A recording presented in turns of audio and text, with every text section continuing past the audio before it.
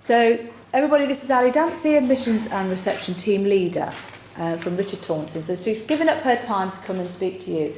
This is a conversation. So you've all introduced yourselves. You can ask Ali if you don't understand something. Because it's, you know, I'm not expecting you to understand everything. You'll just click on to the next slide.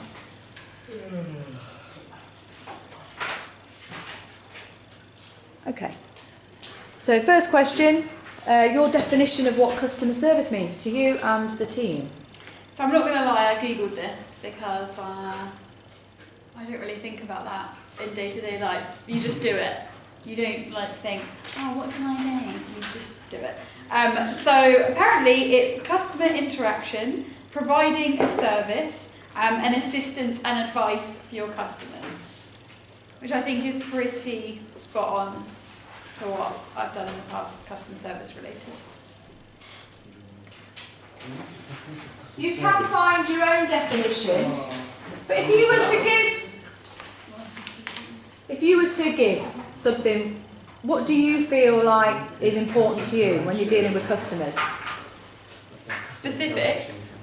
So things like that. So if I was your customer and you just stood up and started to walk away, I'd be a bit annoyed, because that's not good customer service. You're not listening to me, you're not facing me, don't seem like you're paying attention. So that is a good point of customer service, is listening, looking, and just generally being present.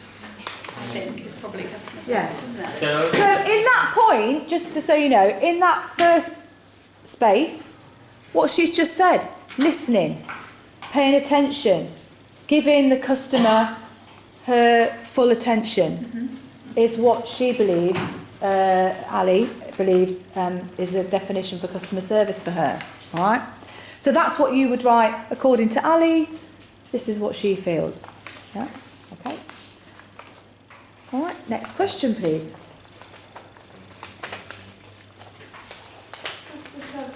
Importance of teamwork. So there's 4 of us down in reception. There's 2 receptionists and 2 admissions and student records. So obviously the receptionists probably deal more with external customers. Admissions and student records deal more with internal customers. With regards to teamwork, I mean, not everyone's perfect and everyone has their different strengths, so it's quite good to play on each other's strengths and weaknesses. So Poppy's really good at spreadsheets and that sort of stuff, whereas I get a bit bored of them. So she will take that side, I will do the more MIS-y stuff sometimes. What's that mean? Which is more the back of the computer work. So you've all got a profile on the system, so sometimes I'll adjust your profiles, add things in as teachers' requests and different things like that. Okay. In the college, what other customer service roles are there, do you think? Well, what other teams? Well, every group of employees in the college is customer service. Yeah. So in different ways. So obviously all the teachers are customer service to their students. HR are customer service to the staff. We're obviously, premises are reception are customer service to internal and external customers. Obviously student services are for you. They are your customer service effectively. Did you have a question? No? Okay, just sit down, please. So we've got the finance team. We've got their customer service to us. They work with human resources. They work with exams. All the teams that we've got here, like exams, finance, human resources, the library team, they either deal with staff or they deal with students, whether that's your age group or whether it's evening students. So we've got a number of different teams. They all need to work together. If exams don't connect with finance, and your examination entries aren't paid for, you know, that affects you. If human resources don't talk to marketing if they need a new member of staff, then that in turn causes problems. So it's important that each team communicate with each other. Anybody got any questions on that point? All right, thank you. So if you can tell us what rules and procedures you have to follow in your team, but we need to sort of also try and think of the college as a whole. So rules is obviously general health and safety, which is pretty standard over any site. So whether that be a college, whether that be a leisure centre, you've pretty much got the same health and safety basics. And obviously we've got safeguarding rules as well here because we've got students that are under 18, and obviously all the sort of standard stuff. What, sorry? Standard? Just standard stuff, you know, just general rules, no running. Yeah. And then procedures, obviously we've got lots of different procedures downstairs, so whether that's the first aid procedure, theft, when we have bikes stolen, unfortunately it happens quite a lot, procedures with lettings and procedures with complaints as well, so there's quite a lot of different procedures downstairs to follow in particular. Because we're sort of the first line of most procedures that are sort of more external. So how do you keep data secure, for example? That is a safeguarding rule. Oh, actually, might be coming on to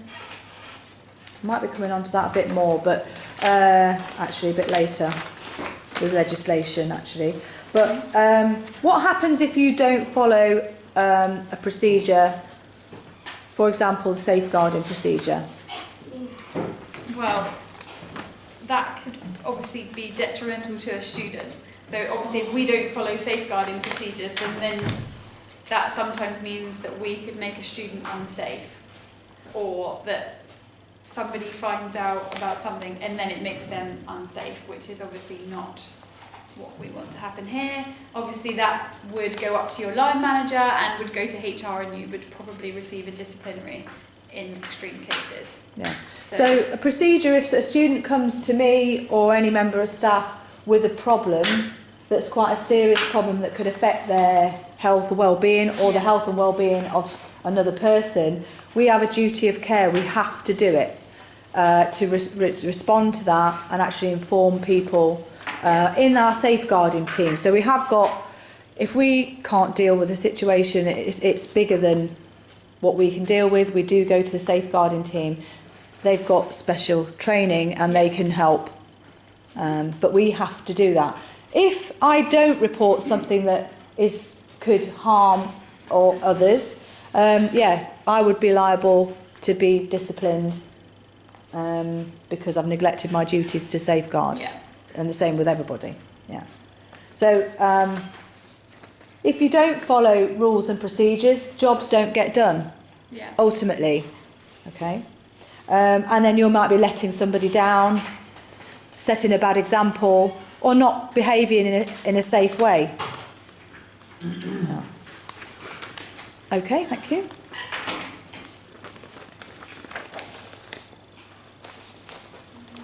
So what skills and knowledge do staff have to help customers?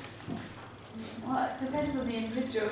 But obviously, as a college, we train everyone to the same level, trying to give everyone the same customer experience.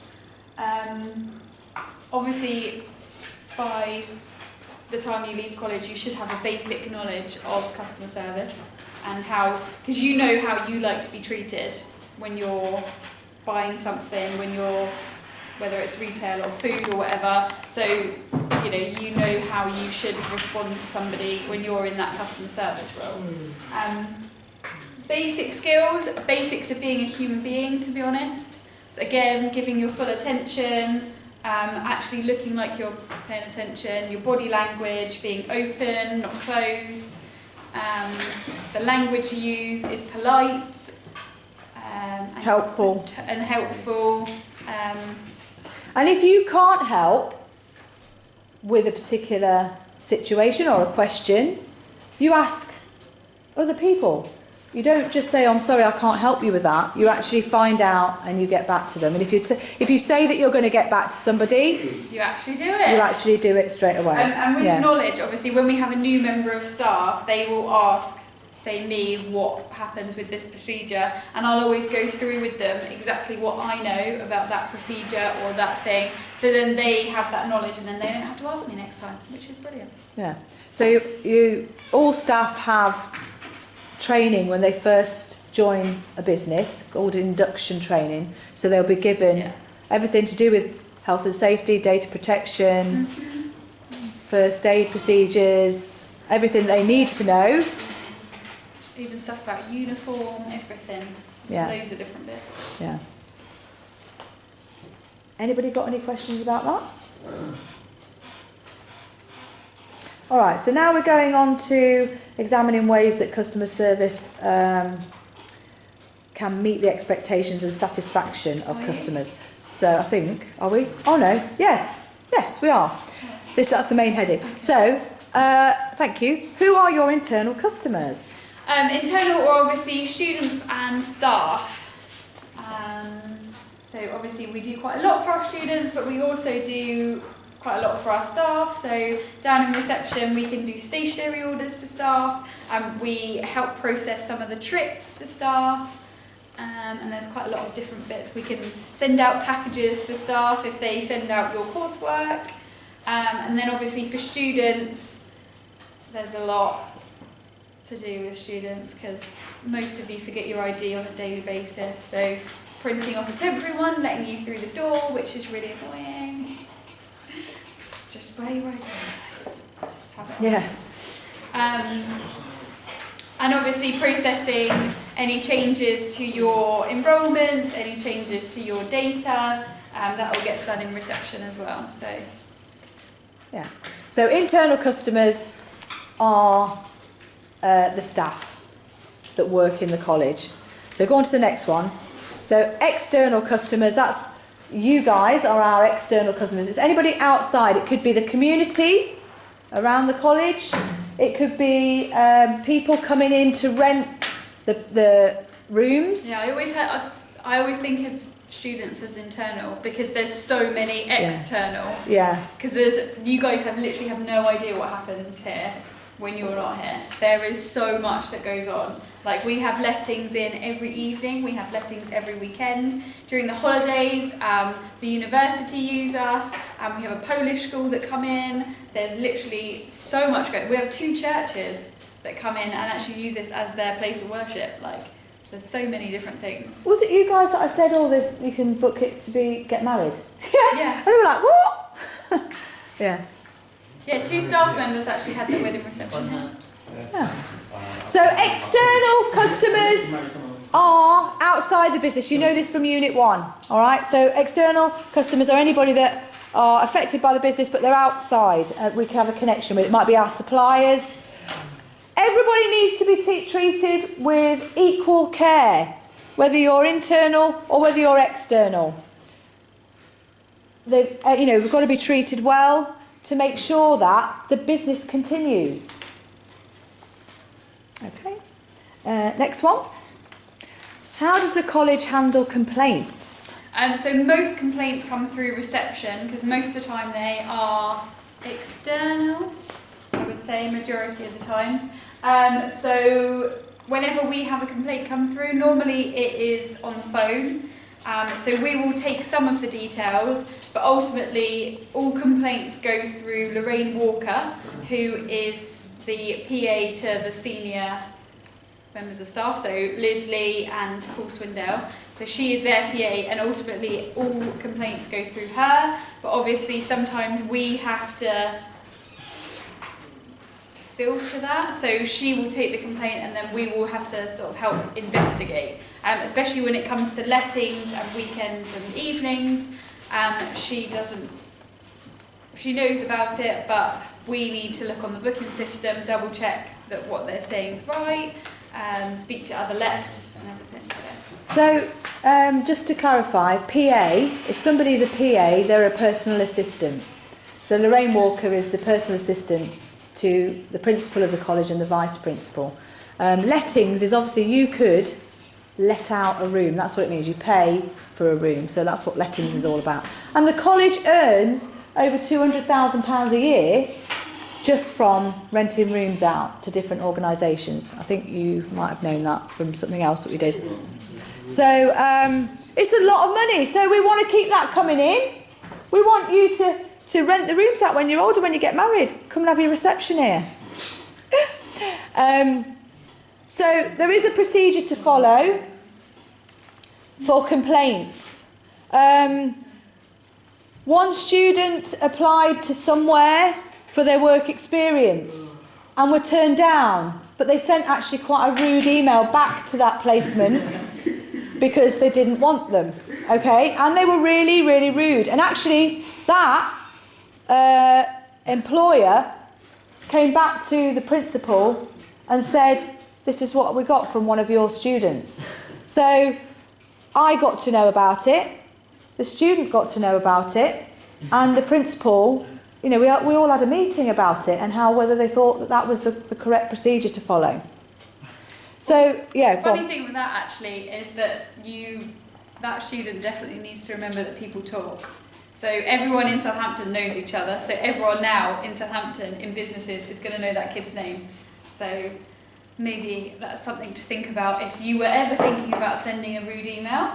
Because people talk. People talk. Yeah. And you are going to be disappointed in your life sometimes.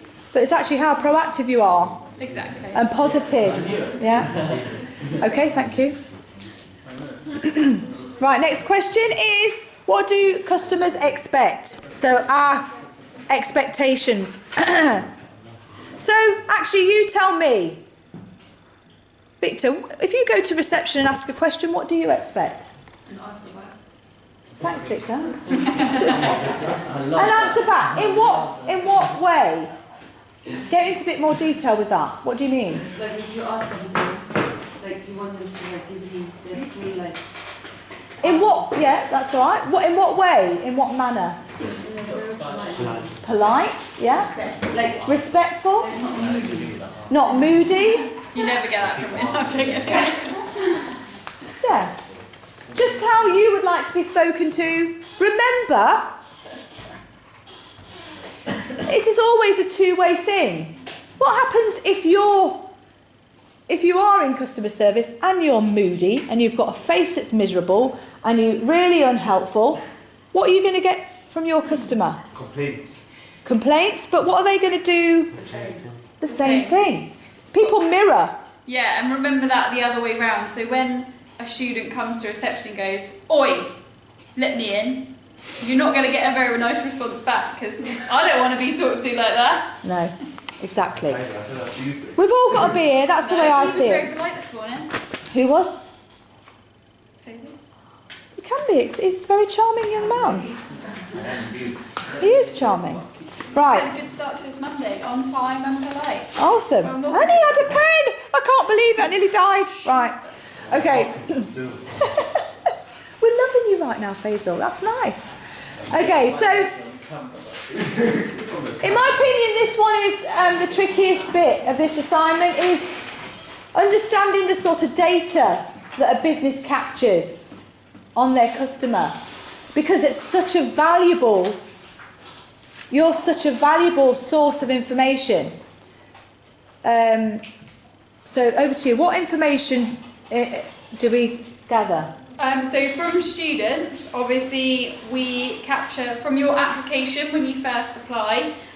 We've got your basic details, your school, your predicted grades, because obviously you apply in year 11.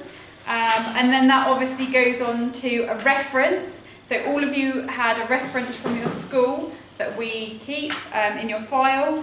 And then obviously we get your GCSE grades when you join. And then following on from that, we get all the updates as you're here, including grades and any address changes. Obviously with Let's, we take quite a lot of information from them as well. So say you're a football club that wants to have our field, we need to get your club information. So that's general information, and we also need the leaders of the group. We also need the treasurer, to who to send the invoice to, contact details, and also in a lot of cases we need public liability insurance for clubs, so they need their own, because as a fitness instructor or a coach you do need your own, and you also need qualifications, so sometimes we will ask for those, especially if it's like one of our mixed martial arts groups. We would like to see their qualifications before they start running a club to make sure they are actually legit. So although it probably wouldn't affect us if they weren't, it's nice to know that they are so that we can promote them. Okay, what's the next one did I put on there? Right, so how do we gather information? So from the students, obviously you've got your application form, and then your pre-enrolment interview, letter from the school, and then at enrolment your pieces of paper with your grades on, and then obviously through your tutor or however you do your address changes, obviously exams, update your grades and everything. With lettings they fill out a booking form to gather information, and we can also converse via email to ask for more details like the public liability and their qualifications. We also as teachers ask you for learner voice, so we ask you questions about how do you get on with your lessons, are there things that we could do better, and that is in the form of, it might be a written questionnaire, it might be an online questionnaire. Okay, thank you. So if I just go first with that one, why do we do the learner voice? You know, why do we gather that information? For feedback, Feedback? Why? so we're satisfied. So you're satisfied, but what does it inform your teachers about? And their bosses? The progress of the students. The progress? Whether you're doing a good job. Is there something, I'm very open to people saying, well, I really like it if you did more of this, you know, presentations or group activities. So it makes me then give you the things that you want. So it's a good communication. So that's why we gather that sort of information. So why do we gather the information that we do on the students and your lettings? So for students, obviously we need to gather your information to check that you're suitable to come to the college, suitable for your courses, and obviously if there's any safeguarding information on a student, we need to know to be able to support them. Obviously learning support information as well, again, so we can support them. So that's why we gather that. With lettings, obviously we need to know how to bill them, because we need their money basically. And we need to know that they are legit. And If in terms of promotion, if we look at all of you guys, all your postcodes, we could see where we're getting our students from. Is our marketing working? Can we attract more customers from your area? Or do we need to focus our marketing attention somewhere else? The same for lettings. Where are we getting those bookings from? How are they satisfied? Is there anything else that we need to do to make sure that we continue getting these customers, you and the lettings people? So also the government need information. They certainly need information on you. What sort of learners have we got? What sort of ethnic background have we got? What qualifications did you come in with? What qualifications did you leave with? And all of that is, the government asks us for that information as well. There's an awful lot of information that we have to gather, and we've just spoken about a little bit. But there's some requirements by government that we give them that data. Also, after you've left college, where have you gone on to? It's called destinations data. So have you gone to uni? Have you gone to an apprenticeship? Have you got a job? So we need to know that information as well, and so does the government. Okay, next one, thank you.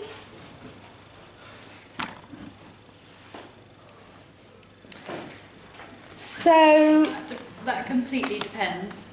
yeah. So student information, obviously, your teachers see your information, but only the relevant information. So basically, teachers have a different software to support staff. So teachers can only see a certain amount of your data, whereas I can see all of it, because we have the back office. So obviously, it's a need by need basis. So yeah, so marketing can see quite a lot because they need, obviously, like you said, postcodes to know, well actually it's more which school you went to and how many we have from each school. Yeah. It's normally what they sort of look at. Obviously the learning support team need to see all of your learning support stuff. So it's literally by group what they need to see. So Also, we only look at what we need, we don't yeah. look at everything else. Interestingly, there are certain postcodes, just going back to postcodes, our careers team have pockets of money for people that are living in certain postcoded areas, because historically those people living in those postcoded areas might not go to university, so they're trying to boost people going to university. So they'll, the careers team will contact us and say, you've got these students who live in these postcoded areas, we've got a bit of money to help them go to university. Get them all together, give them support, and maybe then you go to university. Because the government ultimately want our UK community to be, you know, working hard, earning good money, and that helps our economy, doesn't it? Okay, so that's quite useful. The vice principal, and I will put another video about this section onto your Google Classroom page, because the vice principal does an awful lot with data about the college. Yeah. Our managers look at data as well. You guys came in with, based on your GCSE scores, a grade, it's called an ALPS grade. So it means that you should be predicted a certain grade based on what you came in with your GCSE. So our bosses look at that to see whether you're on track. Okay, and they not tell us off, but they say, well, why is this person not achieving like they should be? Okay. Okay, next one. Is this one? Yeah. This Oh, sorry. Well, obviously, like you were saying about marketing, with the postcodes and the schools, so it's basically so we can get more students in. More students is more money, and obviously then we can have better facilities in the college. And with the lettings, obviously, just to go back to the other question, we do like the surveys and stuff for lettings as well, which is seen by the premises team and head of college. So if a letting complains that the sports hall needs resurfacing, then obviously we can try and do that. But if people don't tell us, then we don't know. Or if we need specific equipment, we can try and do that from surveys and stuff. Again, like you guys, if you're saying that everyone is complaining about a way a certain teacher is doing something, then that can be changed, which will help in the future for your class and for other classes as well.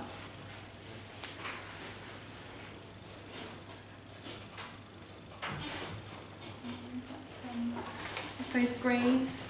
Yeah, I think I put some other thing on here. Okay. It's all those 4 points really. So obviously with students, we know the college has improved by your grades and your destinations as well. So the more of you that are in education or apprenticeships when you leave, or full-time work, obviously that we know that we've done a good job. Those that just drift off the radar, obviously if we have more of those, then we know that we failed there. Enhanced reputation of the company. So students or lettings, that applies to both. If you go away with triple distinction star, or a really grade that you're proud of, a really good grade that you're proud of, you're going to go and talk to other people and say that you had a good experience. Your teachers supported you, all that sort of thing. Word of mouth means that the reputation of the college is then boosted, and therefore we get more students. The college is prosperous, and that means more investment goes back into the college on better facilities. So it all has a knock-on effect. Yeah, and our lettings obviously will use us again and again, and you might encourage your brothers and sisters to come, or cousins or whatever. Increase customer confidence in the business. Yeah, it's and job satisfaction for employees. Yeah. So well, yeah. Yeah, it is customer confidence. If they're having a good experience, if you're having a good experience, your younger brother or sister, you might be confident to say to them to come to college. Your mum or your dad or auntie and uncle or some other friend, you might say, well, they do really good evening courses. I've had some good experiences there. Why don't you go along to the college? Yeah. So increased confidence means that people know you have a good reputation. Yeah, and obviously if your customers are happy, it's going to make employees happier. So like when you guys come in all moody, it kind of puts a dampener on it sometimes. But when you guys are like, yes, I got my GCSE, I can move on, finally, I've been here for like 2 years. It's a really good feeling for the staff, not just your teacher, all staff, because actually it's like you've seen that person struggle for 2 years to try and get that English GCSE, and now they've finally got it, and you're like, yeah, wicked, this is why we're here. So as member of staff, if you're all performing really well, you get your assignments done on time, that does mean that I'm doing my job well, okay? And I do get job satisfaction from that, and seeing you develop as people into good students. That's something that's nice. Yeah. The laws. Yeah, legislation. Not on my sheet. The legislation and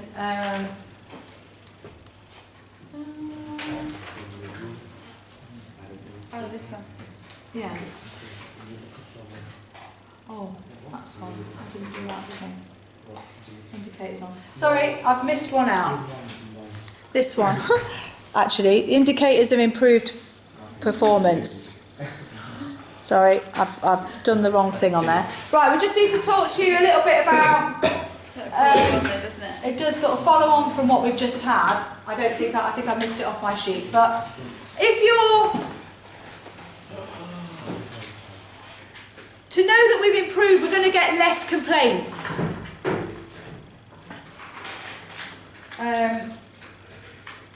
We're going to get an increase in profits. You're worth £4,000 to us if we do a good job. Unless you're over 18, then you're worth less. So. Okay, but on the whole, on the whole, yeah. So if we have more students, it means the college get more money to pay for the lighting, the heating, the computers, the staff, all that sort of stuff. If you've got staff that are healthy, happy, and feeling like they can cope, they won't leave. A reduction in staff turnover is actually really important. You do get some staff turnover, meaning people leaving and you're having to recruit new staff. However, if staff are very unhappy and they all keep leaving a lot, it's a lot of money for the business to keep recruiting and training new people. It also really damages business. I used to work in a gym and we basically all left because it was awful, and they haven't actually been able to replace us because every time they have new people and they just can't keep up with the fact that they've had to replace people from each department. The customers aren't happy because the new staff don't really know what they're doing, and it's just an absolute mess. Yeah, so it does have an impact. And I did mention this before, but repeat business from loyal customers. If people rent the rooms out, it's really good value for money, they're going to come back. If you've got brothers and sisters that are younger, or family members that you feel that they're at the age to come back to college, you'll recommend them, so you'll get that loyalty from the community. Yeah. Okay, thank you.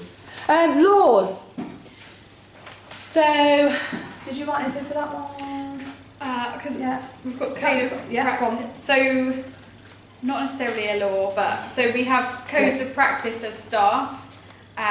So obviously we have to wear our ID. Clothing is a code of practice as well. So obviously I wouldn't come in a bikini. Slightly inappropriate for this job. And then obviously if you break that code of practice, obviously that's when HR get involved and possible disciplinaries. It's got ethical issues here, like equality. So I don't know whether you've noticed, but we've got a few equality groups. We've got lots of different things. We have our different enrichments, which cover a lot of things. So we've got our LGBT plus group, Christian Union, different things. There's lots of different ones. Again, if this isn't adhered to, then HR, and then for staff, HR would get involved, but obviously if we were failing you student-wise as a college to promote equality and diversity, then the government would have something to say about that, because that's not what we should be doing.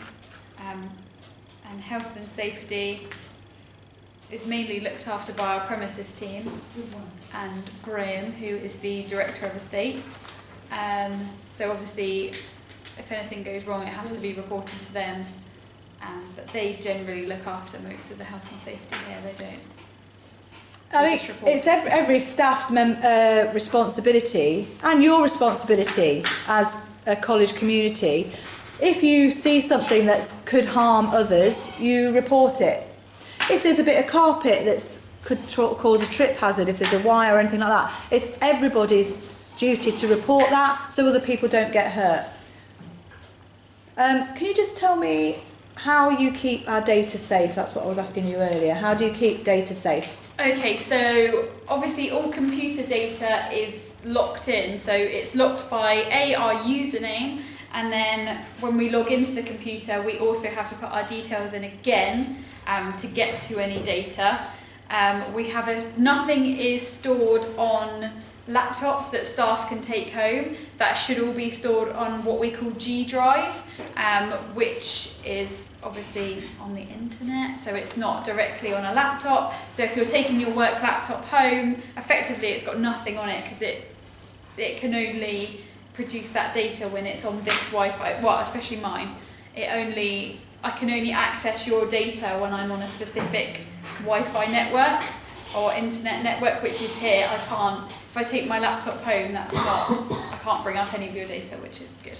So that's one way, and obviously your physical data, so everything you filled out in your pre-enrollment interview, to your enrollment, to any changes, grades, certificates, blah, blah, blah. That's all kept in a file, and they are all locked away. Once you leave here, we have to keep your details for 7 years by law, which is in our archive, and then as every year, on that 7th year, we obviously swap the ones from reception that need to go to the archive, and then the 7th year ones come out and get disposed of in our confidential waste. What's an archive? An archive is just where you put all the old stuff, basically. Might be a room and you've got labelled up boxes. Yeah, so sometimes you'll have a computer archive, which is all old data that you don't need to use anymore. But we have a physical archive as well, which is past students' folders. They're quite useful sometimes. If somebody who's been here from like 4 years ago is like, oh, I need a reference to say I was in the country or whatever, we can bring that up and we can send that to them. So it's quite handy. It's a bit annoying we have to keep it for so long, but... Yeah, 7 years. Yeah, but everything's all locked. So the filing cabinets are locked, and then rooms are locked as well. So it's like a double whammy. Okay, thank you. Next one. Why is that important? Well, as we said before, so repeat business, customer satisfaction, talking to your friends about how amazing things are, generally a sense, I think sometimes as a staff member, if you feel like you've had good customer service, you've given it to someone, you have a bit of job satisfaction as well, which is obviously going to help with staff well-being. And it keeps us running. If you have bad experiences, you tell other people, it means less students, less money coming to the college. It means then we'll have restructuring, staff will be made redundant, the staff get smaller and smaller, and we might not be able to run the college. And that does have an impact. Yeah. Big impact on staff, but majority for the community. Yeah. So if we weren't here, there's not a lot of other places to go, especially for our lettings. Yeah. So we have so many. Okay. So why is it important to adhere to health and safety rules and data protection, for example? What could happen? Well, you'd get shut down. Yeah. For general things like that. Health and safety, not especially here, but when I used to work in a gym, if the pool was not cool enough and there was bacteria in it, if you get Legionnaire's disease in a pool, you are shut down straight away. Like, people cannot use that. And it's similar to here. If we were constantly having health and safety issues, accidents all the time, then the government would definitely look into that and look to shut it down, basically. As a member of staff, if you leak confidential information, you could actually be liable in terms of a fine, certainly a disciplinary, and your business could have problems because of that. Yeah. Yeah, nobody wants the story in the Daily Echo about the teacher from Richard Taunton's today. So. Yeah, leaking Not great data. for business. Yeah. Okay, that is it. Okay. Right.